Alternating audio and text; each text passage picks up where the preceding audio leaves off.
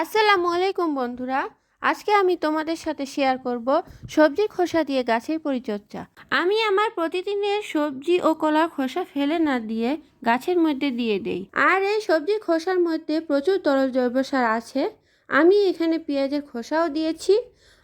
আর এই পেঁয়াজের খোসার মধ্যে আছে অনেক পটাশিয়াম। আপনারাও সবজি খোসা ফেলে না দিয়ে গাছে দিয়ে দিতে পারেন। এতে গাছের অনেক উপকার হয়। পেঁয়াজের খোসা দিলে সবজি গাছের ফুল ঝরে না এবং প্রচুর ফলও হয়। এখানে কিন্তু আমি ডিমের খোসাও দিয়েছি। আর এদিকে দেখো আমার টমেটো গাছে টমেটোও ধরেছে।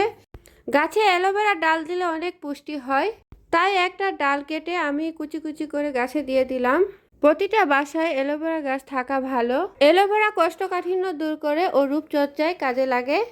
এই প্রাকৃতিক সার গাছে দিলে মাটি অনেক উর্বর হয়।